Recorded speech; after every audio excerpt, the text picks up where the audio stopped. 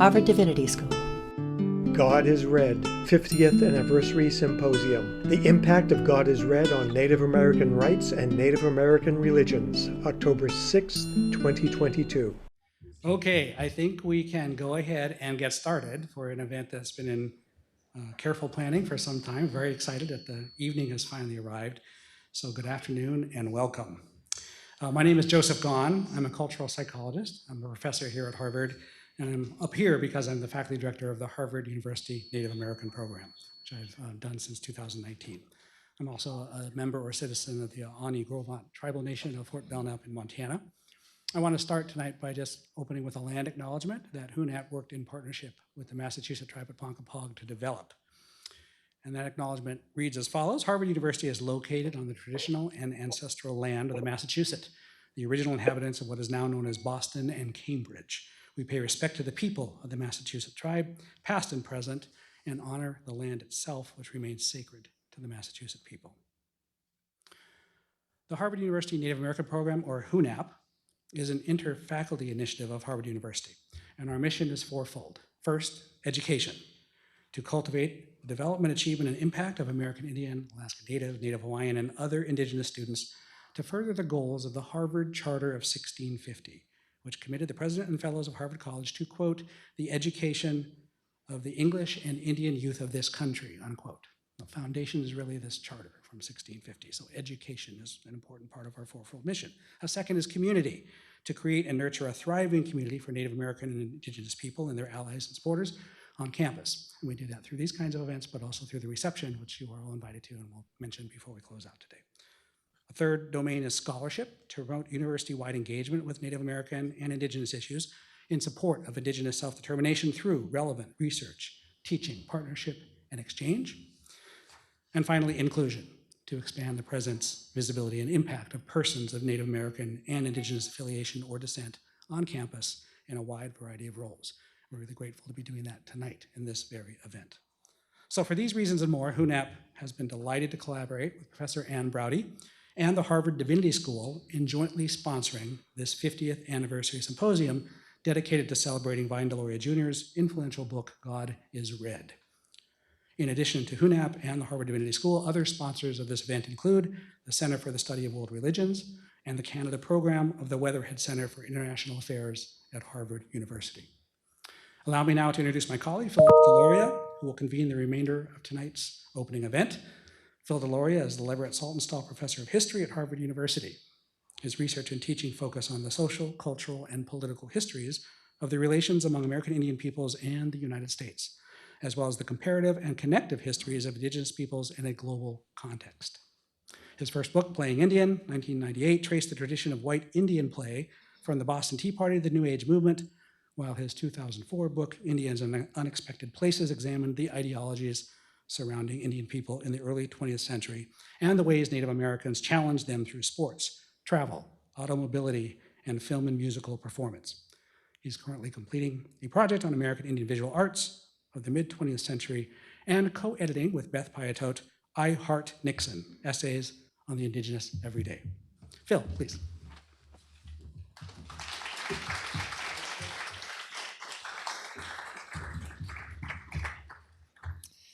Well, I want to extend the warmest possible welcome to everyone who's gathered here today for the God is Red 50th Anniversary Symposium.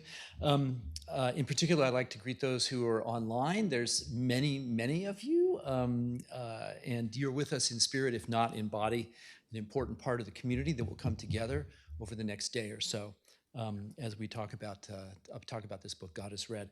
My co-convener, Ann Braude, is so sorry that she's unable to be here with us in person due to a recurrence of COVID infection. She's on day 15, apparently, sort of total, but she will be participating remotely via Zoom.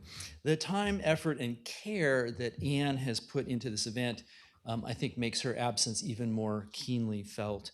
The original idea for this symposium was her idea, as has been much of the execution. So in that regard, I want us all to say a big hearty thank you to Ann Braude, also to the staff at the Divinity School, and in particular the indefatigable Tracy Wall, who's sort of taken up a lot of the organizational labor here.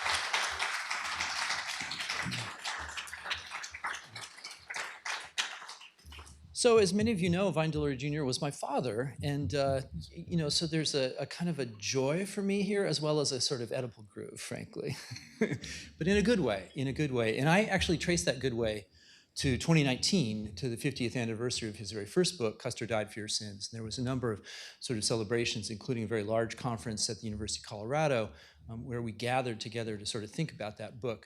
2019 sent me back to study Custer Died for Your Sins in a deep and serious way that I hadn't done in many, many years. In fact, I never had done that sort of deep and serious study of it, right? I had sort of read it, but not taken it as seriously as I should have. And what I discovered at that time was the complexities, I think, of that book, the complexities of my father's thought, the curious nature that he brought to all sorts of inquiries, his insistence on sort of heterodoxy and sort of resisting. There's a edited collection about him called Destroying Dogma, which I think is a completely apt way of thinking, about his work. And now I find myself a few years later, having spent the summer doing a similar kind of deep dive into God is Read and finding it to be every bit as complicated a book as Custer Died for Your Sins.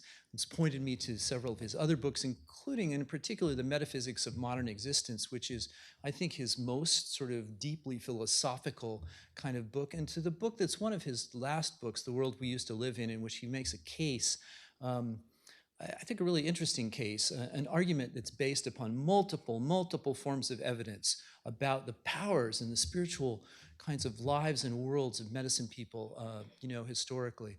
And it's an argument that basically just piles up case after case after case. And you can sort of hear him thinking like, do you believe me now? Well, let me tell you 5 more stories. Like, do you believe me now? Well, there's another 10. Do you believe me now? Well, there's more where that came from, right? So it's an argument that is very much about sort of the possibilities for Native spirituality, past, present, and future, that's quite important, I think. So we're going to do God is Read this time around. Over 5 sessions, we've been able to assemble an amazing roster of presenters and commentators, each of whom will take up specific themes relative to the book. 24 hours from now, we will all have, I think, a much richer sense of God is Read, of its past history, its context, its arguments, and their consequences, and its possibilities 5 decades on as a possible roadmap for our futures. Our first session is going to feature my good friend and mentor, Suzan Harjo, who was also a very, very good friend of my father's. And so without further ado, let me introduce Suzanne, and then she and I will engage in a bit of kind of back and forth conversation. And after that, we will be bringing up the presenters at our other sessions for tomorrow to sort of pose a question, kind of one question to Suzanne, and in that way, hopefully kind of build a coherence across our day and a half worth of seminars. So Suzan Harjo, Cheyenne and Hodulgee Muscogee has been the most consistently effective advocate for Native American rights over the last 5 decades. As executive director of the National Congress of American Indians from 1984 to 89 and president of the Morning Star Foundation, she has helped develop critical legislation affecting the lives of Native people across a tremendous, kind of a mind-blowingly tremendous spectrum, from museum representation, repatriation of human remains, free practice of religion, access to sacred sites, land and treaty rights, political and economic development, among others.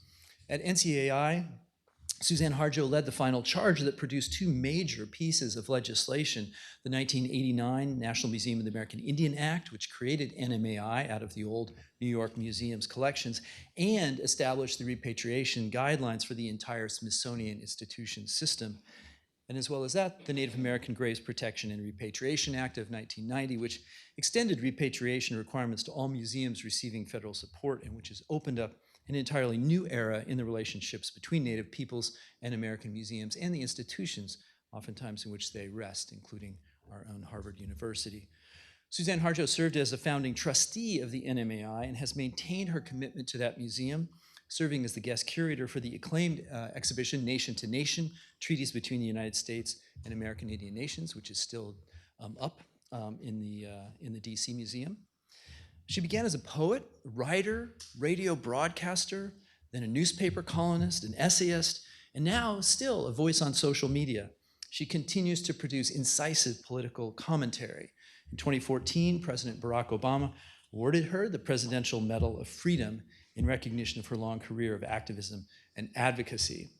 She's a member of the American Academy of Arts and Sciences and the American Philosophical Society, and it has been my great honor to work with her and with our friend Robert Warrior in a kind of sustained effort to recognize many, many more Native people in those kind of prestigious organizations. In 2014, here at the Harvard Divinity School, Suzan Harjo delivered the Dudleyan Lecture on Natural Religion. It is the oldest endowed lectureship in North America, established in 1751 by Paul Dudley, Chief Justice of the Commonwealth of Massachusetts. And I think it's quite wonderful that she was here giving that lecture. Back then, she spoke on the topic, Saving Religion from Civilization, which suggests the extent to which the conversation engendered by God is Read extends from the early 1970s through various markers and moments, such as Suzanne's speech, up to the present day. And on a more personal note, Suzanne and my father, Vine Deloria Jr., spent decades exchanging views on politics, spirituality, and countless other topics, usually in late-night phone calls. And if both she and I retire a little earlier these days, one of the great joys of my life has been our ability to continue on that tradition. And indeed, only a few nights ago, we spent 2.5 hours in what was a lovely and moving conversation, talking through some of the themes that might come up in our exchange tonight. We're going to try to speed it up a bit, but I want you to know that we can only do so because we have already talked slowly, with many long pauses for thought and reflection. And so I'm going to move over to that chair right now, and Suzanne's going to come up on the screen, we hope. Please make her welcome.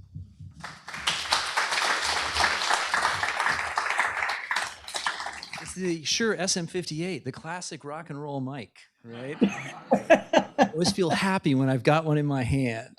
That's right. Suzanne, it's so good to see you on the little monitor screen. It worked. Yay.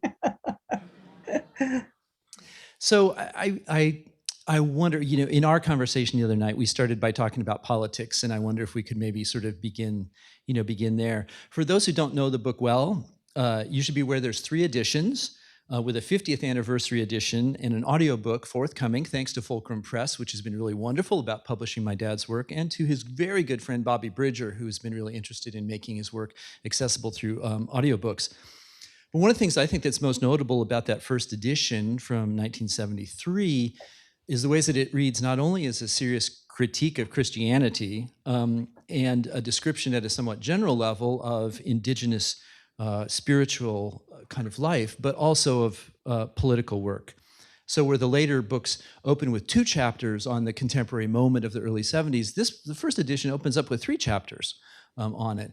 It includes the 20 points that were part of the Trail of Broken Treaties and the Native response and the government response and those kinds of things. So there's a politics, I feel like, that's embedded in the first edition that maybe is not so much in the second edition. And so as we move into the discussion of the book, I wonder, Suzanne, if you might ground us a little bit in the politics of the early 70s, you know, particularly as they pertain to these questions about religion and churches and Native spiritual practice. First, I want to say that everyone should have the good fortune of having Phil Deloria introduce them. You do it so beautifully, and I feel about 10 feet tall. So thank you very much for that lovely introduction. The late 1960s and early 1970s were killer. And I think everyone who was active at that time in whatever they were doing really understood how to make themselves 4, 5, or 6 people and how to delegate and ask for help and think out loud with trusted friends, and then know when to ask people to suit up for whatever was going to happen. And sometimes we didn't know. Vine one time called me from New York, where he was in a meeting of the Museum of the American Indian. They were the Reform Board of Trustees after the Crooked One was dissolved and the whole museum was taken into receivership by Louis Lefkowitz, the Attorney General. And so Vine called and said, I really need backup. Here's my plan. I'm going to nominate you, and this will be early in the morning. And can you come to New York? And I said, yeah, I could. He said, I'm going to nominate you for the board. And so when you arrive, and we figured out the timing, that if I caught the first Eastern shuttle, I would be there at such and such a time, and this would already have happened. He said, if they put you on the board, then great, you'll be attending your first board meeting. If they don't, then we'll be holding a press conference about why these racist bigots wouldn't put you on the board. So I got on the Eastern shuttle in the morning, and not knowing what I was prepared for, but as I was raised by grandparents and parents, always be ready, always be prepared for anything, and always kind of know your stuff, always understand that whatever you're called on to do, you're being called on to do because you can do it. So that's it. I mean, it's said in much more beautiful ways by other people. The readiness is all, for example, but that's how things were. And Vine was a master at doing what our favorite oracle of choice, the I Ching, says, set armies marching. That once you have a plan, once you have an idea, once you have an agreement on a direction and a goal, then you inform the people and get their agreement, and then you set armies marching. And he was excellent at doing all of that. People think of Vine as being an author, and he was, of course, a brilliant author of so many books and editor, but also he was an engineer of Native policy. He and Hank Adams and I think, were probably the best ones at writing NCAI resolutions for decades. And you could sort of see our work in NCAI resolutions that don't carry our name or anything, but there's a pretty consistent line. And that's a whole other set of books. That's an encyclopedia that taught Vine a lot when he was executive director of NCAI in the 60s, and taught Hank a lot when he was the special assistant to Vine, as he was a war resistor, Vietnam War resistor in the Army. He didn't resist going in the Army, he was in the Army, but he was assigned to NCAI and to Vine as a way of doing his service. And so he would write the community paper for the local military base, and then work with Vine on NCAI resolutions or position papers or other things. And Hank was also a special projects. Hank was a Assiniboine Sioux, and who was raised at Quinault. And so he's from Montana, raised with on the beautiful Pacific Northwest coast at one of the garden spots of the universe, Quinault Nation. And then he was part of the Frank's Landing Indian community. And he was one of the early people working with the National Indian Youth Council, and one of the people who was involved with the 1963 March on Washington, he and Mel Tom and others from NIYC. And they, with Vine chiming in here and there, and lots of other people, there were lots of other people involved in that 1963 March on Washington, lots of Native people, Martha Grass, Ponca from Oklahoma, and Rose Crow Flies High, Mad Bear Anderson, lots and lots of people. And Hank met a lot of movie stars through that effort, and that's how he met Marlon Brando and arranged for him to go out to do a fish-in protest in the Pacific Northwest at the Puyallup River in 1964. And then he dragged Vine and me into writing script after script after script with Marlon Brando about Indians. It was Indians 101, Indians this, Indians that. The story of the Indian Wounded Knee when we got to that point. But Marlon Brando was out on the front line of the Northwest Indian fish struggle, as Vine was, and as Hank was, and lots of other people early on, before it came to the attention of the world through the Academy Awards ceremony in the early 70s, that he was interested in Native rights. He really meant it. I mean, he was arrested at the protest at the fish-in with Native people, and he was arrested with an Episcopalian representative there. And I think they were the only two arrested. I don't think the Native people were arrested. So Hank was really pivotal in all of this kind of work, and someone that that Vine depended on a lot.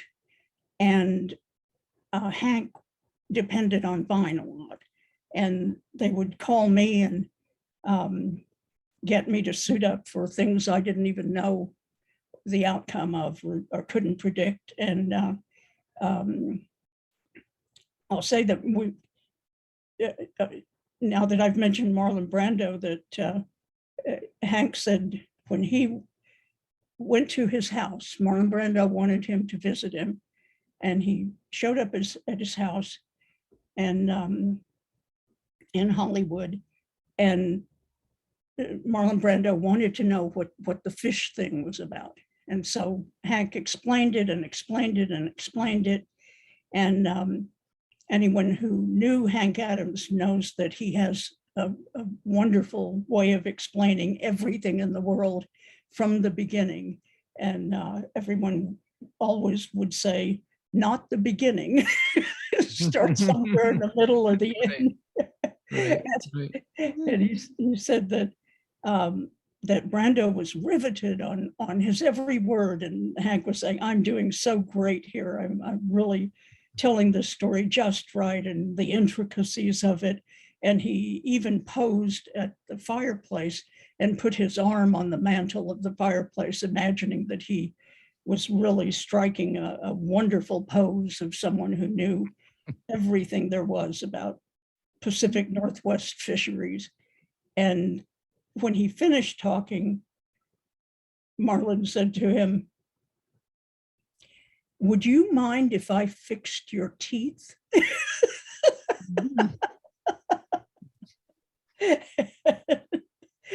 And this was the kind of thing that that Vine and Hank, myself, Billy Frank, a whole lot of people did for each other. Mhm. We were the levelers for each other. We were the encouragers.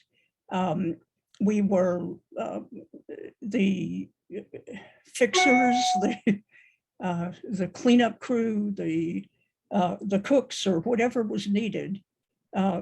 Write this, do this, let's go.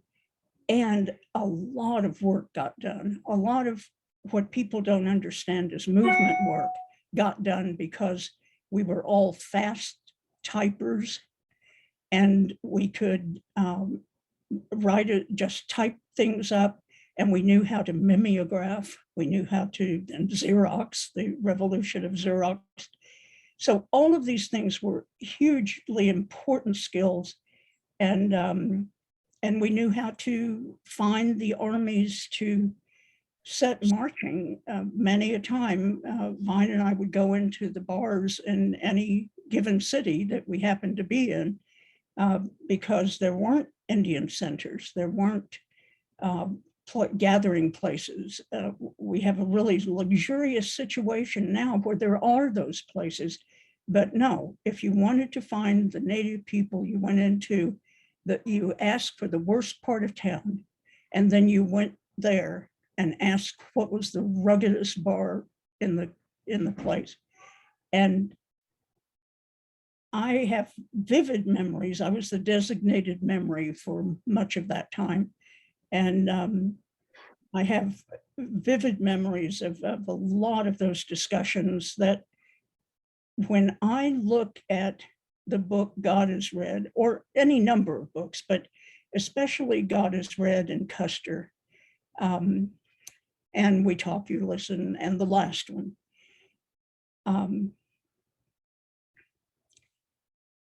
sometimes it's hard for me to distinguish between what was the germ of that particular idea. You know, a person, a group of people, a way of talking, how did that come about? And what I read in draft and what I heard your dad read to me. So it's a very rich way that I look at a page of some of his books. And I mean, I count myself so fortunate to have been in that position. And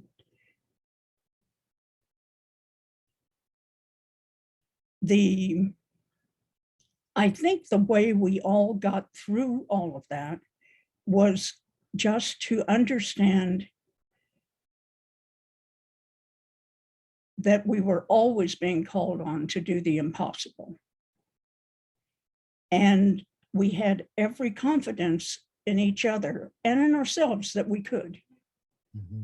It just didn't occur to us that we wouldn't be able to do it.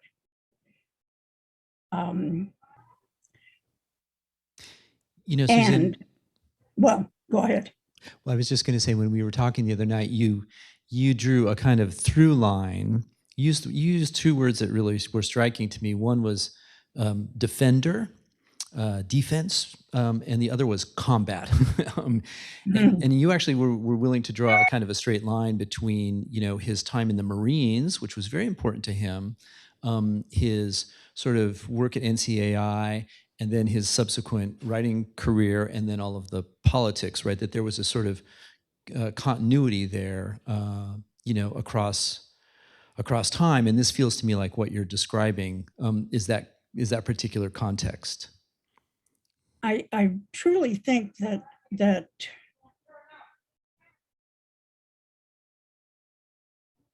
Vine's time in Marine boot camp, let alone the whole time in the Marines, in just getting through boot camp, was his vision quest. That's where he battled the mountain lion, or that's where he flew with a red-tailed hawk, or that's where he did something that was magic or something that was very practical, and that involved great concentration and strength and confidence. And because he was able to do that and get through it, he had enormous respect for everyone else who had been through it. And he would say, oh yeah, so-and-so, a Marine. And I knew what that meant. I mean, my dad was a military man. I understood what that kind of comment meant.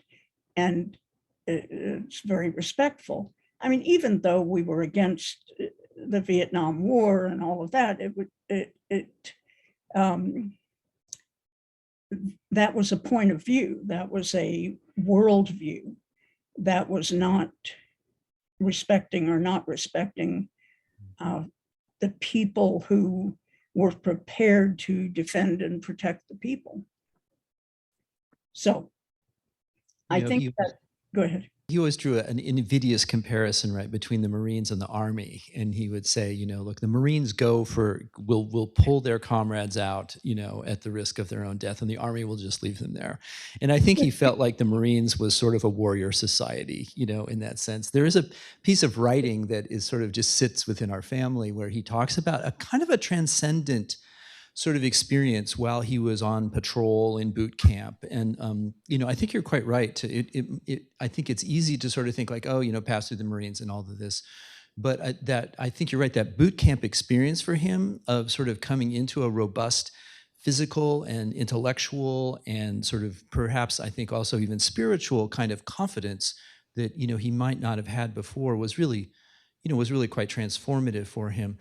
You know, Suzanne, you also used a word just a minute ago that I wonder if we might kind of return to a bit of our conversation on Tuesday, where you said something like this to me. You said he believed in magic. He believed seriously, and that opened up all kinds of possibilities for him that were foreclosed to other people.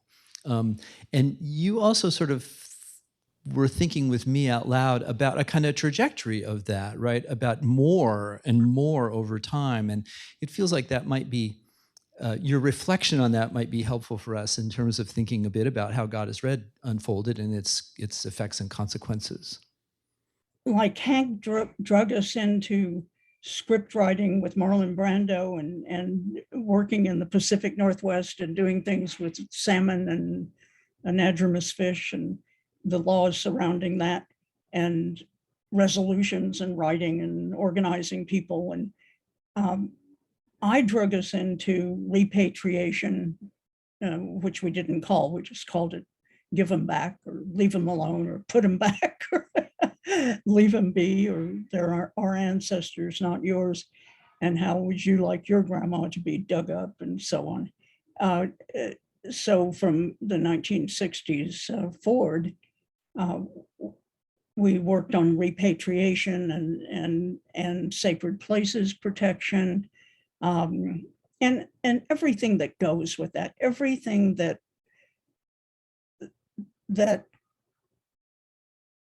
genocidal maniacs tried to kill off in us were the things we were working on to advance. We're working on cultural reclamation, whether it was language revitalization or ancestor protection or water rights protection, whatever it was, or land back. I love the land back movement. It's exactly right on target. And we were working on everything: land back, ancestors back, people back, kids back from boarding schools, and put the people back where they belong and get them out of these places where our returning Vietnam native vets were saying our ancestors are prisoners of war in these museums, and we've got to bring them home. We can't leave them there. And that was really a good watchword or a phrase for all of us working in that area. So when I asked Vine, what do you do about this kind of sacred object that's in a museum, not a person? I wasn't asking about that. I was asking about what people wore when they were murdered.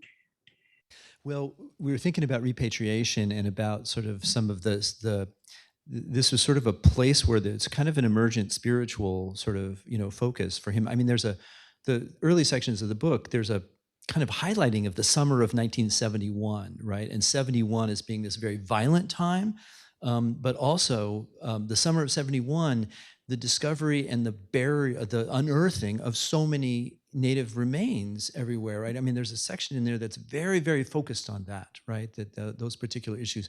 I think he says something like, in the summer of 71, every white person felt like they had to dig up an Indian, right, at that particular moment.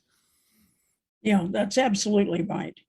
And we were really gearing up for repatriation law, whatever that meant. We weren't quite sure, and we didn't achieve it until the American Indian Religious Freedom Act in 1978.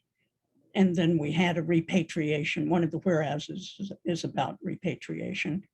And the first federal repatriations were done under ERFA.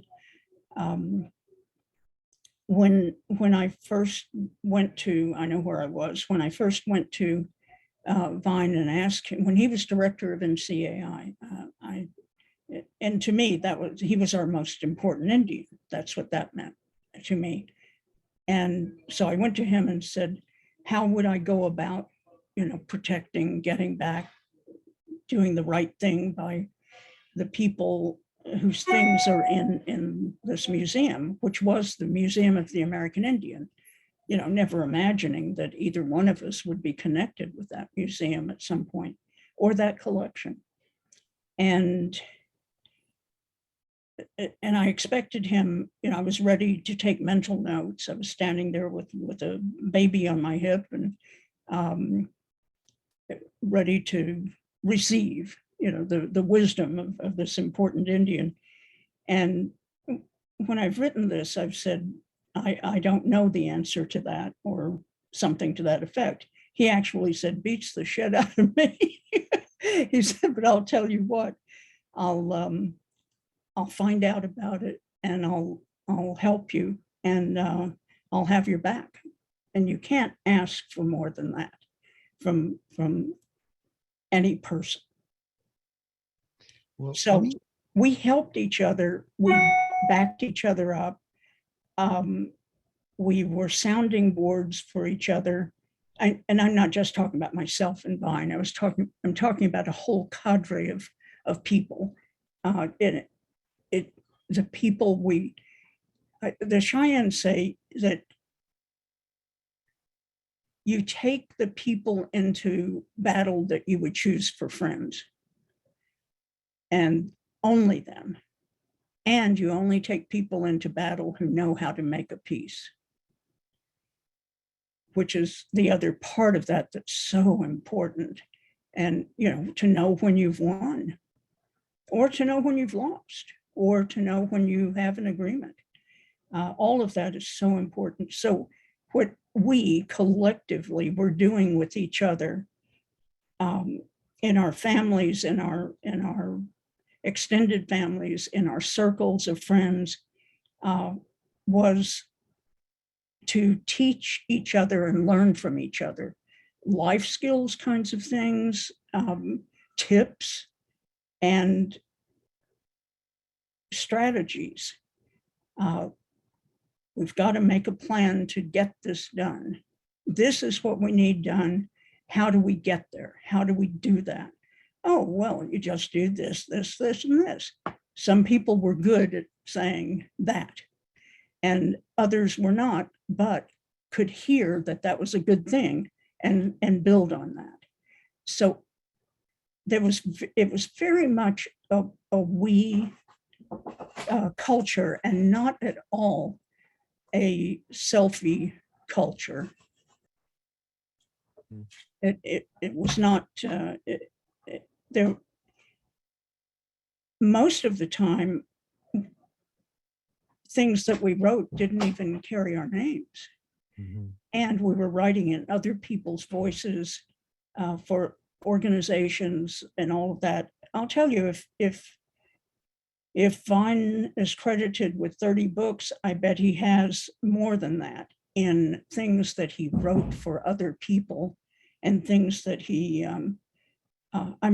big things, little things. Even the resolutions are very long and involved and detailed and sourced and cited, briefs almost. And sometimes, as you know, Phil, because you're very much like your father in this regard, you help people and you end up doing some of their work, but your name doesn't go on it. And that's okay, because the job was to help that person get over that hump, or to help that person complete something that was important that they were unable to do. And I know you do that a lot. And everyone's, mostly people who know that about you, are really grateful for it, as were so many of us grateful to your dad for all the work he did. I mean, talk about a James Brown kind of Native person. The hardest working Native in Native business was your dad, and second only to Hank Adams, I think. Yeah. Well, you're in that roster too, right at the top.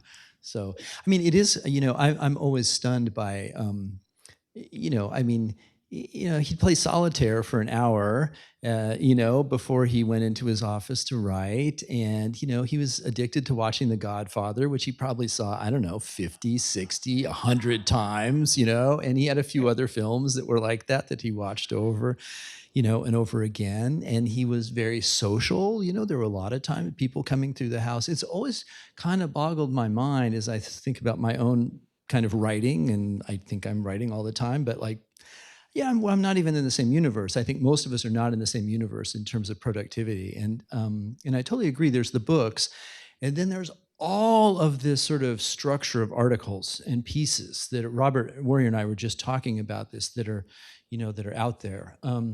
I do have to tell you one thing though. Marlon Brando at one point rented a house on Lummi Island, and we all went out. My brother and my dad and I went out there, and I fell off of his dock, and got completely wet. I went into the house, and I got to wear Marlon Brando's robe. Well, but instead of actually washing my clothes, he just threw them in the dryer. So I had this sort of saltwater soaked dry clothes that I put back on after wearing Brando's robe around. He seems like he was everywhere, Brando, But Suzanne, let me ask you one more sort of question, and then I think we'll bring up our panelists, and each of them will pose a question as well, and we can continue the conversation. And that question would be this: in the foreword, here's the 30th anniversary. Here's the 1994 version, and here's my first edition, which comes from the Laramie High School library. The joys of eBay, it turns out. So in the foreword to the second edition, the 1994 edition, he observes, I think kind of wistfully, or perhaps crankily, right, that the book was not widely reviewed. And I think this is true. When you go looking for reviews of Custer Died for Your Sins, the first thing you find is an Edward Abbey review in the New York Times, and many, many other reviews after that. And when you go looking for this, basically you find 2 or 3 sort of small reviews in kind of academic journals about ethnic studies, or things like that. So they're not really, and most of those reviews are negative, also, by the way. So. But yet, in 1974, this was a kind of I think he found this deeply ironic, right? But in 1974, there's the famous Time magazine report on this sort of ecumenical poll of church leaders about shapers and shakers of the faith. And there he is on the list, right? A shaker and shaper, of the faith, which he got a huge kick out of. And of course, in Indian country, God is Read is sort of an article of faith in and of itself. And here you are, right at the center of politics and religion and spirituality, and so I wonder sort of how you remember the impact of the book, and maybe particularly in that sort of decade of the 70s into the 80s, right, when it should have had its most substantial impact. And I think he felt like by 1994 he was kind of wondering where the impact was, but it seems like it was there somehow. How do you remember that period?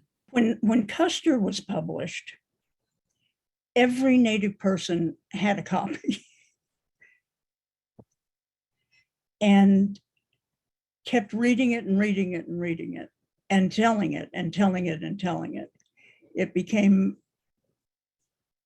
their stories, our stories. And then there was one time that was similar. And so it was a very accessible kind of thing, and Native people were just so happy that someone had put out something that made us humans and funny and interesting and complicated. When God is Read came out for the Native people, what you'd hear a lot is people saying, oh, he's really smart, which reminds me that between the first edition and the second edition, he told me several times that he wanted to, in effect, be intellectually accepted as a public intellectual. And so that people wouldn't think that he was just a jokester from Custer, and that he was someone who could make an argument, who could reason, could support the argument, and who could tear it apart. Now, most people, I think non-Native people, wanted the politics, but not the religion. They didn't want, unless it was the mystic Indian religious kind of thing of, well, we had mushrooms over here and we saw this and we thought this and this happened. Or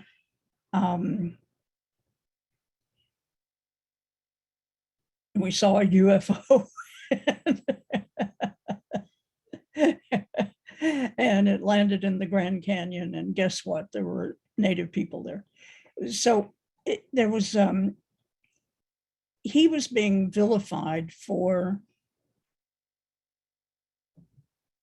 being smart by non-Indians with God is Red, and for not being a mystic Indian at the same time that he was having visionary experiences, personally and group and collective experiences, and at the same time that he was understanding more and more and more about the relationship of people to place, the relationship of people to protocol, the relationship of people to ceremony, and that he was not an observer of that. As he became more and more, and people think of him as a true unbeliever, but he was as much as an unbeliever as he was a true believer. He was a man of faith. And one of the things he had faith in was the Native people, the collective wisdom of the people, the collective power of the people, the collective understandings of the people, and the resilience of the people. So having that as a guide, I think you can chart that transition from first edition to second edition and third. I think also there was a clean break with the Episcopal Church, and that was huge. And that was a political statement that had to do with boarding schools too, that had to do with things the church, anyone's church, had done to Native peoples. And we found out more and more things. Someone would find a document or find a hidden set of files. We were constantly looking for things that were alluded to in footnotes and in statements of people that people would make. And that's how it was Vine who set me off on finding the civilization regulations. He said, what were they? Why did they come up here and there? And why did they have to be withdrawn? And when I found all of that out, I realized how off most historians had been, never even considering them or looking at them as their tributaries rather than as the headwaters of a genocidal wave. So your father's own, no one knows everything at the beginning of their lives, right? no one knows everything in the middle of their lives. You evolve, you gain more knowledge, you gain more experience. Your dad used to say, look at the old people, they say less and less and less because they realize how little time they have and how much more is to be known. So they just listen and listen and listen. And once in a while, we'll say something. I thought that was so understanding. And that's where he ended. That's where he was. And God is Read was his way of saying to the non-native people, we have something to contribute to this field, to this theological examination that is world class. And you should recognize it because you're missing out on a bunch of stuff. And then two, he was such a contrary. I mean, he was like a coyote in coyote's clothing, you know. He really was happy to stick with the alien and the hybrid Indian and native super beings, in a way of just tweaking his nose at people who would call anyone thinking anything out of the mainstream and out of the ordinary and out of the Judeo-Christian experience as kooky, as crazy, as idiotic, as not to be considered at all. So he was always pushing the boundaries of what's acceptable in society. And because he did, there were more things on the edge. I mean, what he was doing was being a good military strategist, if you will. He was pushing the parameters of the field, and so that anything that was left toward the middle could be accepted, could be understood. And that's what a movement is about, a movement of anything, that the people in the movement have to be constantly saying, this is our position and it's ironclad. And you stake out your ground in the farthest way you can. You go for the most rights, whatever it is you're trying to get at or to. And then what you're doing is making a way for everyone else to sound super reasonable, super nice. You're taking on the mantle of being the bad Indian for the white man's bad Indian, good Indian idea that's in a lot of people's minds. Still today, the good Indians and the bad Indians, the acceptable Indians and the ones who know how to use the right fork and the ones who don't, the ones who will take the consultant fee and shut up, and the ones who won't. So there are lots of things that happen today that were happening in the 70s, happening in the early 90s. But Vine was on a constant quest for not knowledge for himself to know, but knowledge for himself to be able to help protect and defend. Mm-hmm. I keep going back to that because he was a defender of the people. And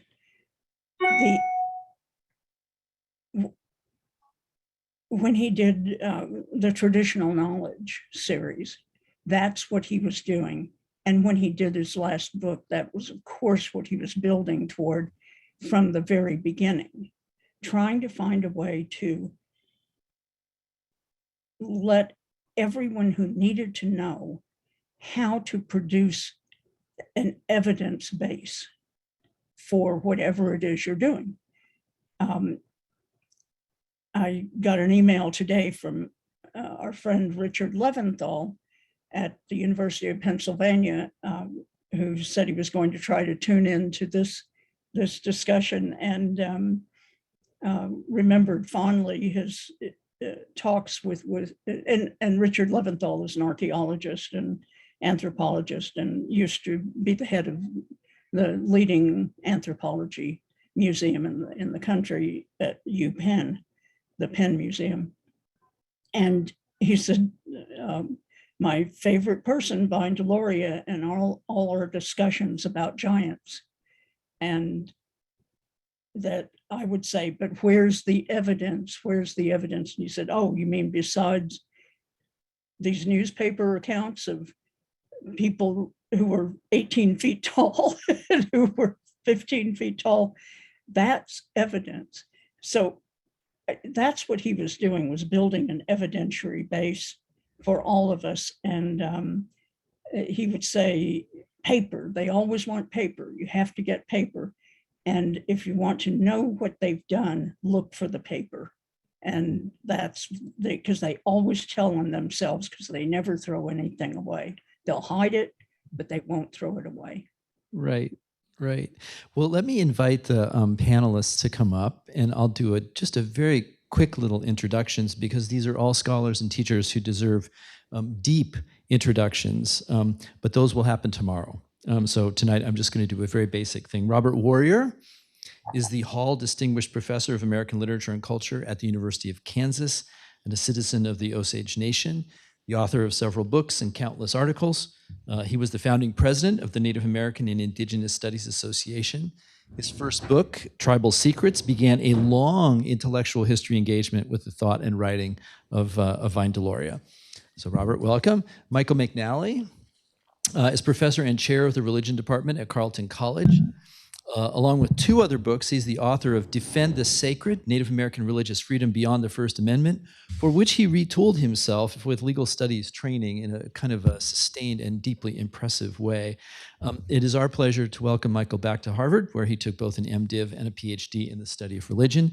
Suzan Hill, citizen of the Mohawk Nation, an associate professor at the University of Toronto, where she directs the Center for Indigenous Studies. Her 2017 book, The Clay We Are Made Of, Haudenosaunee Land Tenure on the Grand River, won a slew of prizes and reflects her long and abiding interest in Haudenosaunee knowledge, thought, and history. And last but certainly not least, Daniel Wildcat is a Yuchi member of the Muscogee Nation of Oklahoma and professor of Indigenous and American Indian Studies at Haskell Indian Nations University, where he's been a teacher and administrator for 36 years. Among his other writings is Power and Place, Indian Education in America, which he co-wrote with Vine Deloria Jr. So Robert, perhaps you could kick things off by posing a question to Suzanne. We'll have 4 questions, and then we'll wrap things up. We've got 40 some minutes to go. Yeah. I get to ask 4 questions? No, you get to ask one question, my friend. I've got 25 questions, Suzanne. And, and part of this, I want to be, first of all, I want to say that I know that giants travel the earth because you're one of them, and Vine was another of them.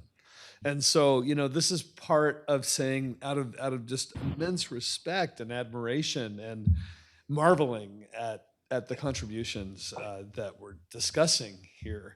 I mean, these are things, as Phil already said, that we can't do. And I think that there's something generational that happens in trying to make sense of all of this. There was a point at which I realized in getting to know Vine as somebody who was willing to, suffer me being with him, and hanging out with him and learning from him, that I wasn't trying to be what he was, because it was a different moment in the late 1980s when I got to know him. The one thing that I could do that was an example was to figure out, what does it mean to serve the greater good of making the world better for Indian people. Anybody can do that, right? You don't have to be native to try to ask that question to yourself and to say, how do I do something that would that would further this agenda, which goes all the way back to the beginning of time, to say, how do we do this? How do I do this in my generation? And it might be exactly the same. It may be shutting up when I want to say something. It may be just listening when I think I have something to say. And I think every moment that I spent saying something to Vine was a moment when I could have been listening to Vine saying something to me. At your bar at the Lion's Head, right? That was your place. And that's where he and I would meet in New York on a couple of occasions, 3, 4, 5 times, and some of the most important moments of my life. So I want to reduce all of the questions I have down to this one. First of all, I think that there's something a bit punishing about having to be the person that's at the end of it all. That say that Vine is gone, Hank is gone. I remember Hank telling me when I interviewed him for 7 hours one time on the phone, how hard it was for him, to remember back to the people that he helped start NCAI with, not NCAI, sorry, NIYC with, that remembering, being with them at the end of their lives. And he lived so much longer than that, right? But thinking about the conflicts, I guess the thing that I always go back to, and you brought it up for me again, was this moment, let's say in around 1973, around the time of Wounded Knee, which is also the time of God is Red. So Vine wrote in a way that said, we're all doing something together. The NTCA, the National Tribal Chairmen's Association, they're doing their work over here, which is really important in advocating for the rights of tribal governments. And those in the NCAI are doing their work in Washington, D.C. to advocate for policy. People over here in the NIYC are out organizing people to be, to register to vote. And then we have the activist people here giving us this punch. He called it literally this punch that reminds people that we have power, that we can do things and be in their face. And representing all of this is somehow this grand moment when everybody's kind of working together, even though they're doing things that are different.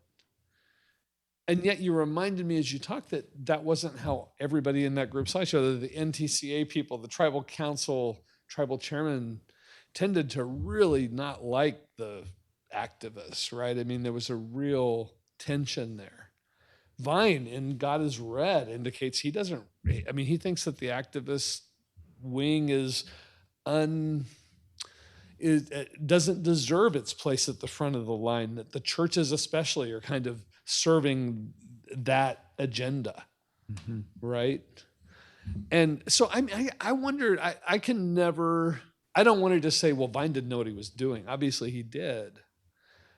And the one thing I come back to on this is what was the relationship that Vine had to, that seems like an idealist statement to me, which he hated when I said that to him, and I dropped it immediately. To call him an idealist was for him to say he wasn't a pragmatist. Somebody later said to me, every pragmatist is an idealist at some level, because you're never a pragmatist unless you actually believe that somehow your pragmatism is going to help you achieve your ideal, right?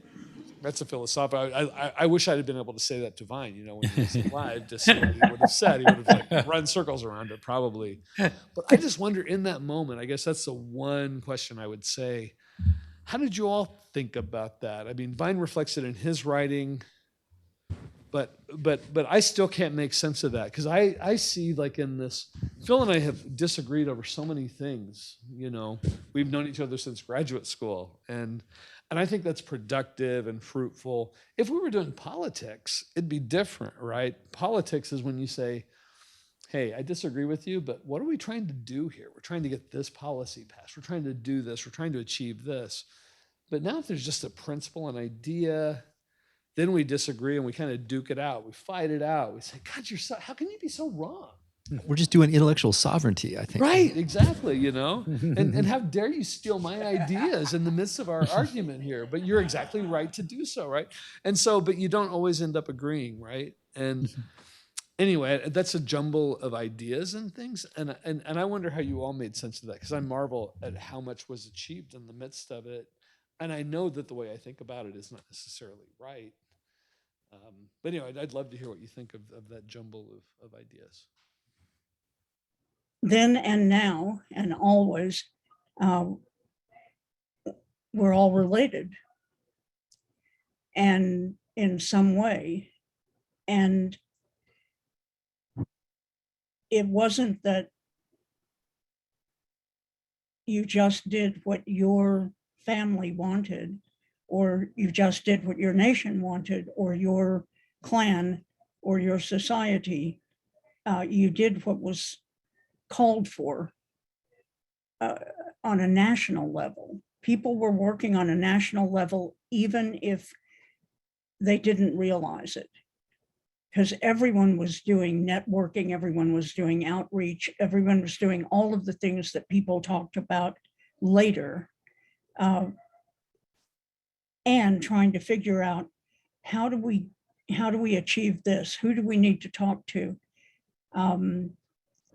The first place we went after our historic gathering on repatriation and where we envisioned the National Museum of the American Indian in 1967 at Bear Butte.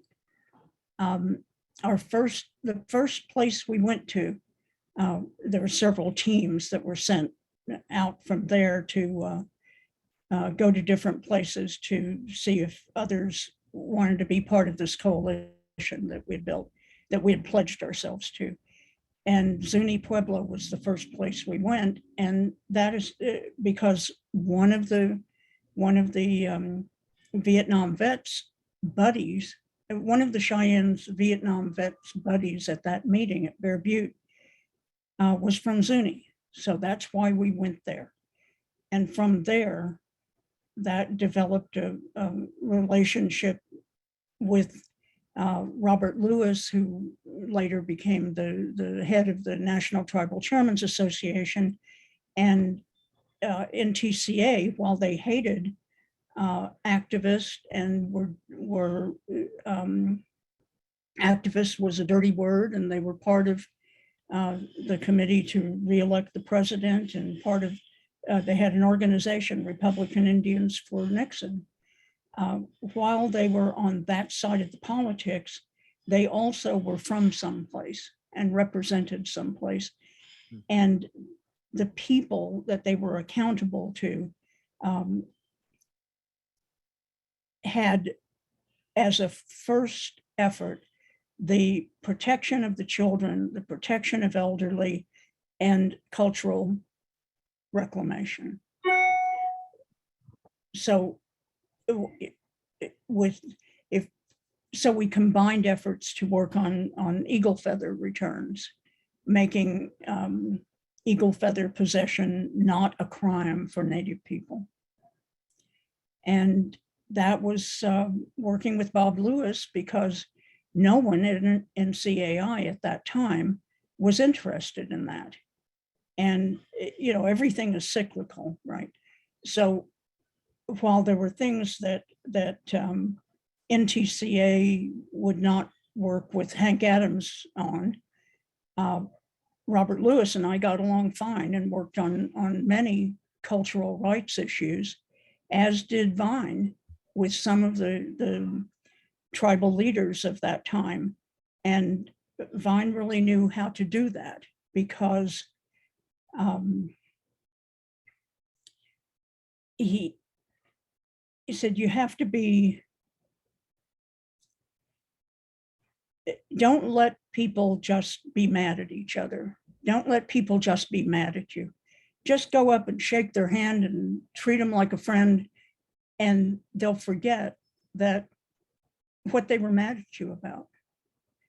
But if you don't speak with them, they're not going to speak with you, and on and on. And I thought that was a really important thing to know. I didn't know that until he said that. Even though I knew it about ceremony, I knew it about feast day, I knew it about this and that and the other thing, and how you behave in families. But it's a different thing on the political scene to know that.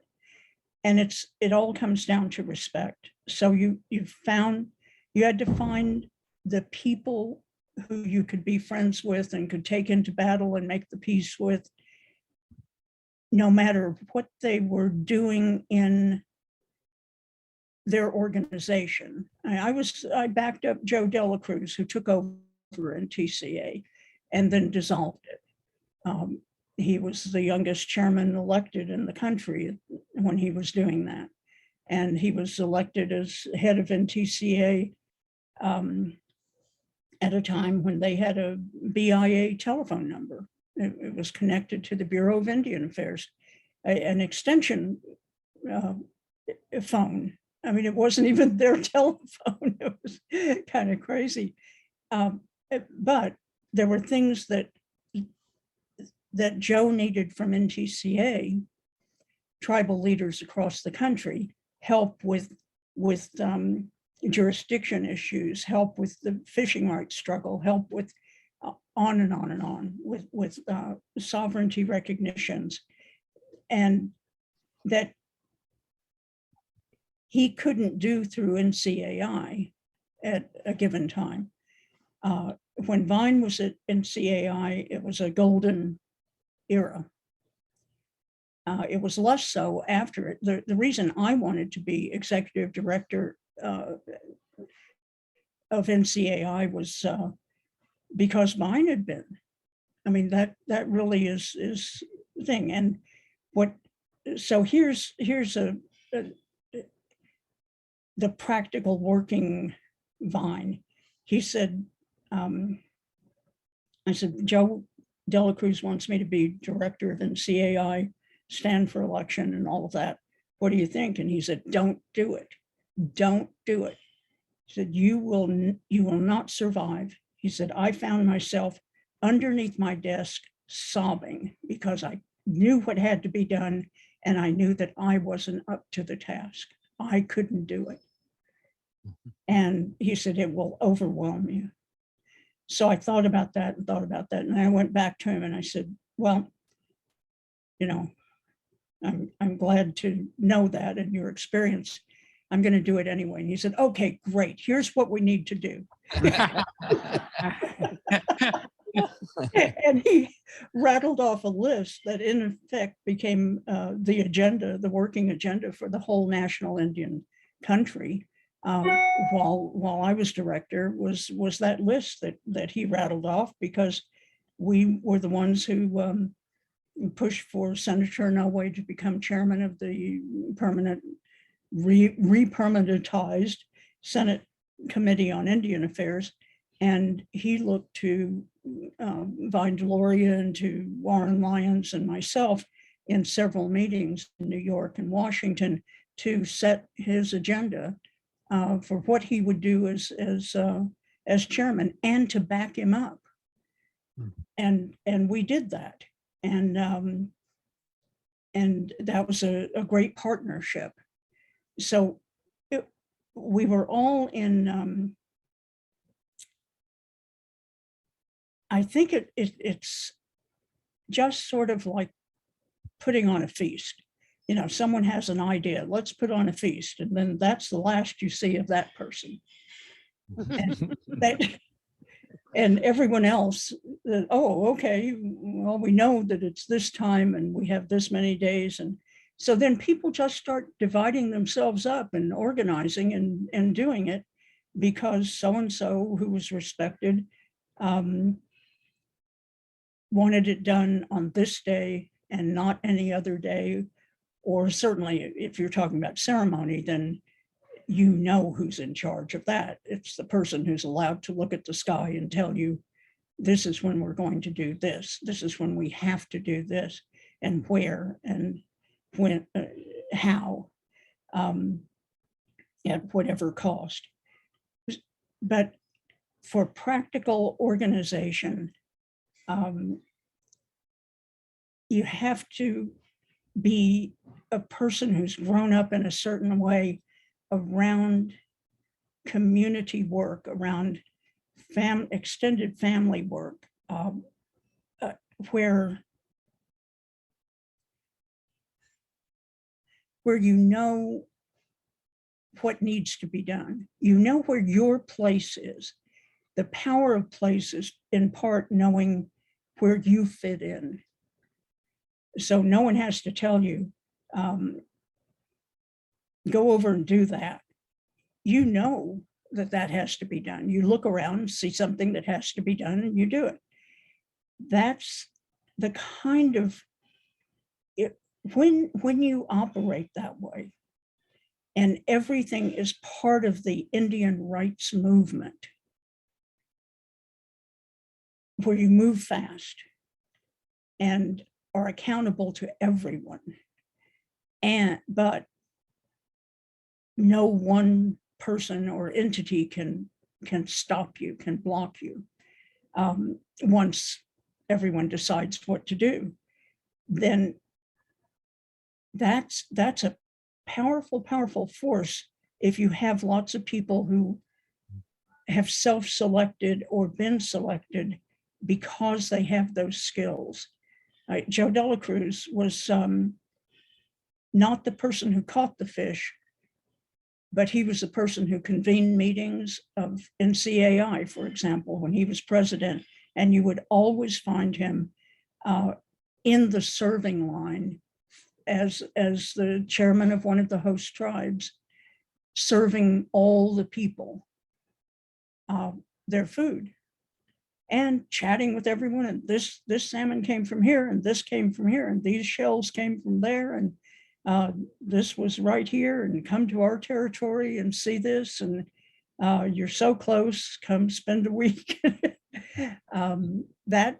So he knew exactly where his place was. Vine always knew in his later years where his place was, and it was a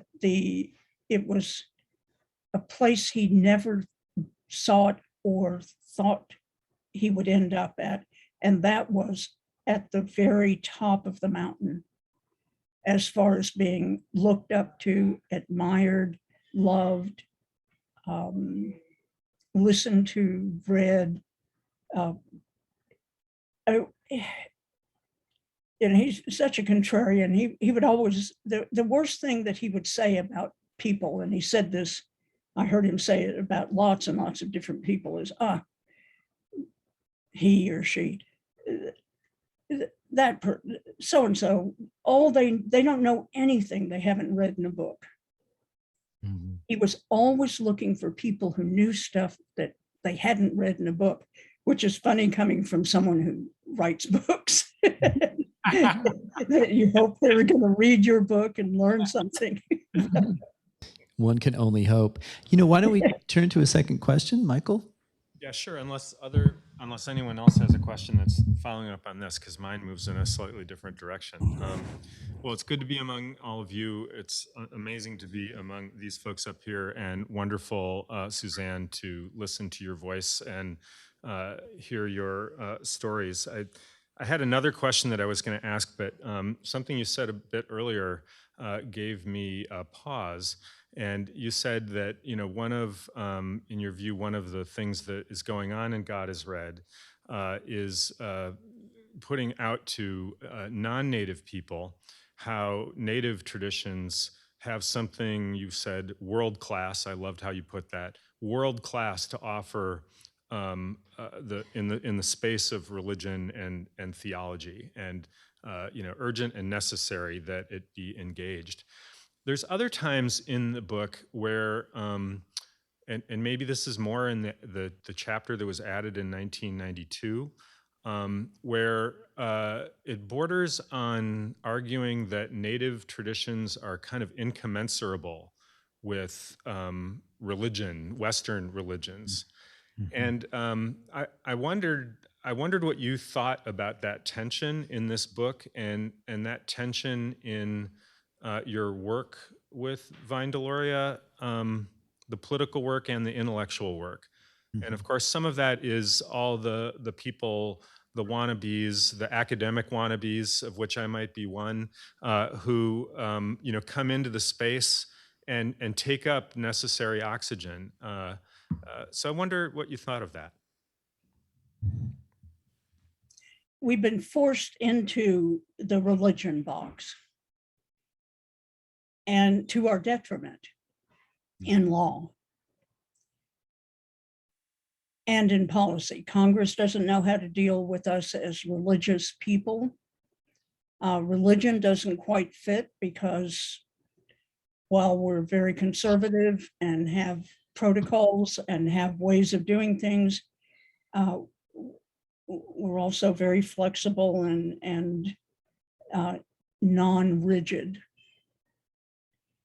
welcoming of new influences, and we're not proselytizing beings, or we don't come from proselytizing traditions. So, and we're not judging people who have different ideas about who they're related to and how they relate to creation. So the contest between religion is something that is a very big deal. It was and is. It's ongoing. That you really have to think of it more as native spirituality.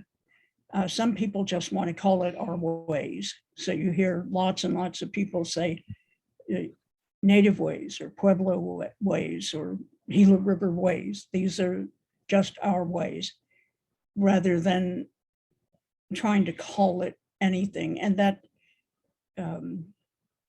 we resisted in repatriation law a long time before calling it anything, and settled on repatriation in the 70s, but for the purpose of the American Indian Religious Freedom Act. And then, but before that, we didn't have a name for it.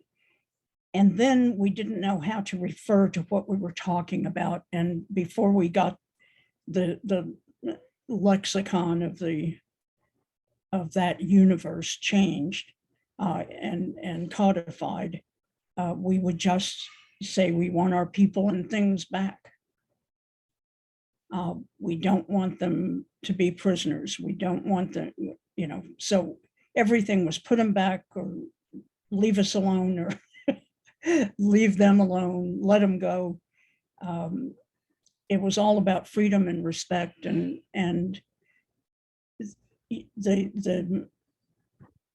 the longer you look at anything as complex as native spirituality and ways of being in the world,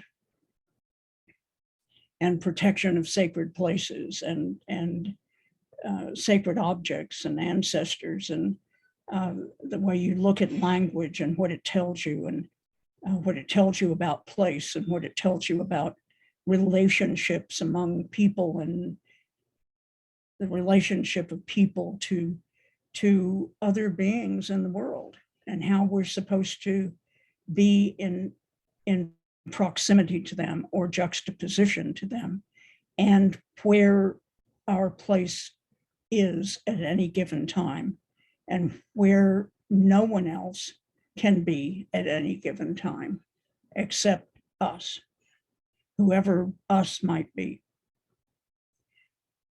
So I think the more that the courts and the federal agencies, especially the Forest Service, which is the worst of the worst, tried to undermine native spirituality and destroy ties between native peoples and places, important sacred places, or even unimportant sacred places, places that people need for certain things. The more setbacks we've had, the more most people working in the area have tried to make a distinction between religion and spirituality, and to look at our religions as the ones who really need that freedom from religion and who have everything to fear from the Establishment Clause, because we know what it is like for Christian religions to have franchises out on our people, federally sanctioned and appropriated franchises to go out and proselytize to our people, who have many of whom have already been so traumatized by other great federal projects and Christian projects that they're kind of ready to accept almost anything if it seems to provide some sort of solace. Now, you always have people who are ready to stand up and fight. One thing that Vine wanted to do, and I think it's really clear in the evolution of God is Red, is that he wanted to shore up, arm up the people who didn't think they could fight for themselves and who didn't like that way of being, who didn't want to be fighting. They wanted to be protected from the people who were trying to keep them from doing a ceremony or having to be an outlaw. To get to a place, you had to lift up a barbed wire and make a trench, and or take down a no trespassing sign, or we were forced in many cases to be outlaws and to be very very cautious when it came to who we let in where.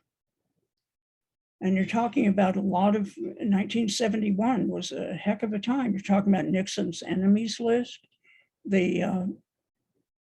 all our veterans who are coming back and saying, this is a bad war that we're in, and horrible things, and all the grave digging that was being done, all the Native people who were being murdered and maimed, and it was terrible. I mean, everything that we were at one of our lowest points in history in that period, 1971 and 72, suffocating poverty, and we were at the mercy of warmongers and at the mercy of grave robbers and developers and all of that.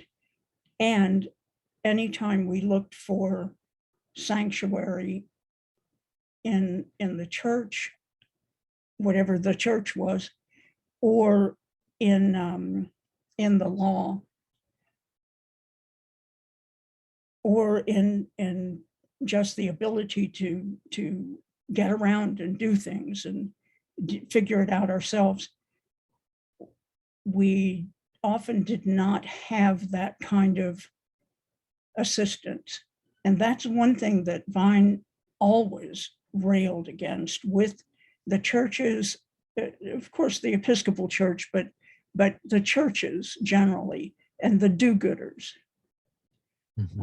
Like, just, if you have money, give it to us. We know what to do.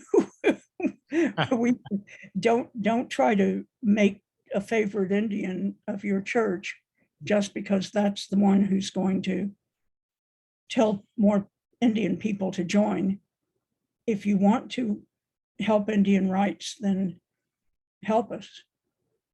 And he made that a mission and did that, and turned that same zeal toward whole professions, the anthropologists most notably, but also other professions. And while he had ideas that people thought were way out there, he also had a stack of evidence to support those ideas. Mm-hmm. And he went, it was great that he went to law school and that he had that big win under his belt as being part of the legal team that got off the first two people who were accused of murdering the FBI agents in 1976. That they finally, the government finally put Leonard Peltier in prison, and he's never gotten out.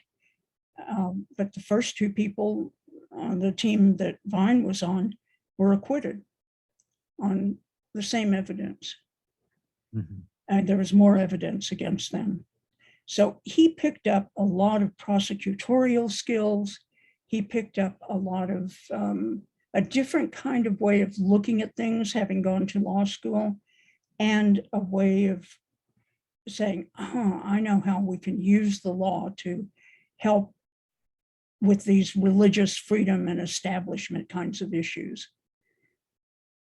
I can Does tell that you, help? I can tell you that sort of sitting at the dinner table with him, or worse, playing Monopoly with him, right? I mean, talk about prosecutorial.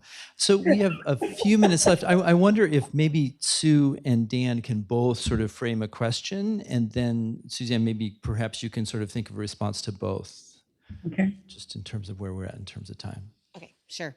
Hi, Sue. Hi, Dan. Now, so much for your words, Suzanne. You're always an inspiration to many of us. And so it's been really wonderful to get to hear you tonight. With that, I'll be succinct. In my experience, listening to you, listening to Vine, listening to many of the others up here, us younger folks, and I'm going to call myself a bit younger because I think I got a couple years on you guys.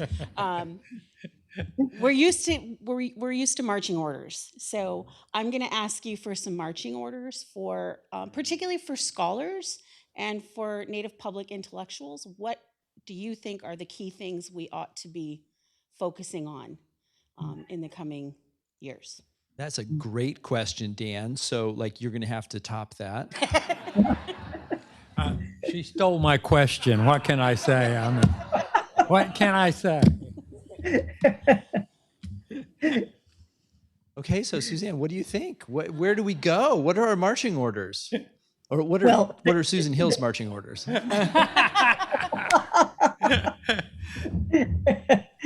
Well, first has to be the very thing that Dan Wildcat has just gotten the biggest grant ever to help figure out is Native people struggling, Native peoples who are negatively affected by climate crisis and how to deal with that. That's and so I think a lot of us can not relax our efforts because Dan's doing it, but know where to pitch in and sort of line up behind Dan and his effort to deal with the climate emergency, because if we've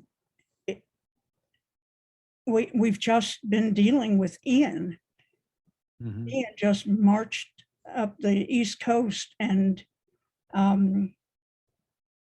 was so awful and had such a terrible back end because of a 2-degree difference in the Gulf waters, 2 degrees. And it caused that kind of devastation, that kind of wind that blew everything away. Or as my friend, the late Vicky Santana used to say, the wind doesn't blow, it sucks. Isn't that something?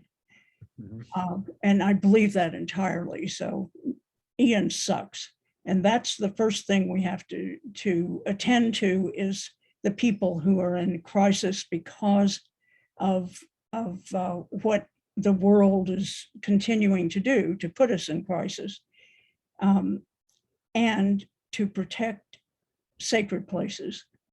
We have to find ways to protect sacred places. And I so appreciate what the Biden-Harris administration is doing, which is trying to find any way they can to protect cultural areas, sacred sites, important landscapes, national parks, any way to protect sacred places. The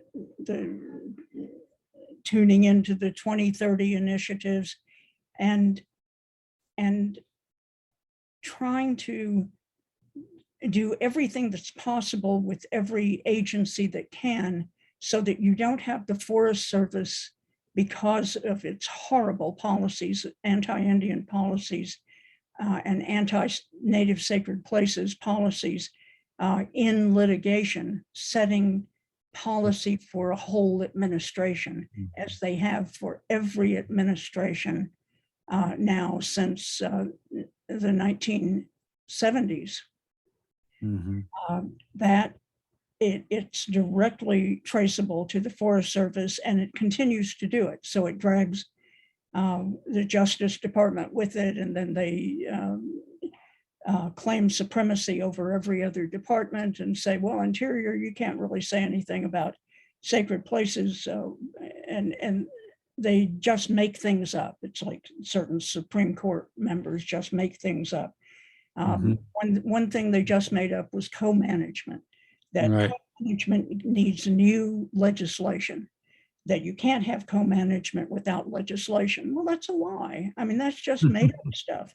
Yeah, there are all sorts of co-management agreements, some of them in their third and fourth and fifth decade, and they're doing fine, thank you. And the reason I think they started saying this about co-management was to keep the conversation away from land back. Because if you look at land back as 100% and co-management at best at 50, then you're starting with half a loaf. And that's a neat trick, folks, but we're not buying it, because the first option should be returning the land. Now, there are all sorts of reasons that people wouldn't want the land back, or wouldn't want it back until it is reclaimed, until it's cleaned up, like Koholave. The people didn't want Koholave returned immediately. They wanted the Navy to clean it up. It was being used as a bombing range and munitions dump, and there were live ordinances all over the sacred place. And by golly, they cleaned it up, and everything started to thrive on the island. And then it was returned. But that was a long process that started under the American Indian Religious Freedom Act. And then Senator Inouye championed a Koholave commission. And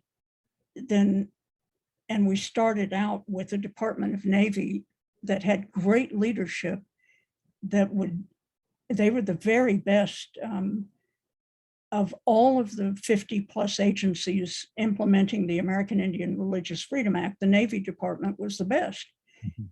Mitzi Wertheimer was the undersecretary, and she would call up and say, okay, we weighed the national interest against the Indian religious freedom interest and went with the Indians on this, in this missile base. And what's next? You know, what's our next thing to do? And we always had a list of things that they could do. So if we dealt with just those two issues, a lot of the other problems that we have would be dealt with, because we're addressing the climate crisis and because we're protecting sacred places. You would have more culturally secure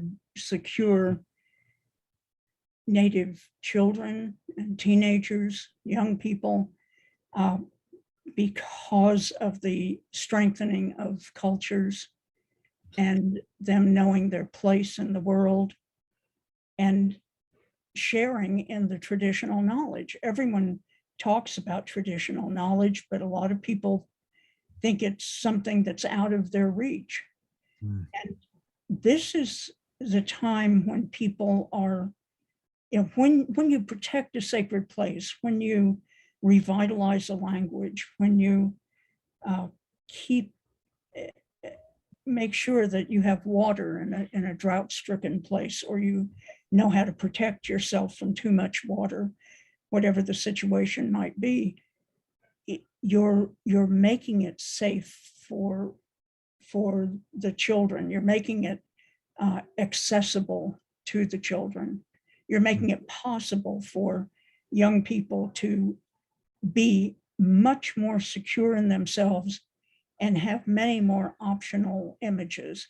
There's the drunk in the gutter, there's the end of the trail, there's Tonto, there's, we have all sorts of different images now, and some are just full of life and verve and energy. And I mean, all you have to do is look at Reservation Dogs and see the brilliance that's in Indian country, in the writer's room alone, and the directors and the actors. And where does that come from? That comes from a lot of years of trying to be the Native people that we would want our ancestors to smile on. Suzanne, you couldn't have framed it any better for us as concluding words, right? Aho, young warrior, right? So I feel like that's your response to Sue's question, right? There's some. I just jump in really fast for those who won't be here to hear Dan tomorrow. That it may not seem like a lot here at Harvard, but for a lot of us, $20 million is real money. Oh man, it's huge. Dan, exactly. Thank you. So just two little bits of business. For those who will be joining us tomorrow, we've got a full day in store. We start at 9 o'clock with a continental breakfast to lure you in, starting at 8:30. So come at 8:30, chat and munch, a little bit of continental food, and then we'll start up at 9. And beginning in just a very few minutes, the Harvard University Native American program will be hosting a reception at the Harvard Faculty Club. It's at 20 Quincy Street, kind of next to the Art Museum and the Carpenter Center. I'm sure many of us will be walking over, so we'll kind of walk over in a crew. It's maybe a 10-minute walk or so. And it will be a perfect opportunity for us to continue the discussion. The one person who we won't be able to join in that, Suzanne, is you. And so can you all please join me in thanking Suzanne for being with us?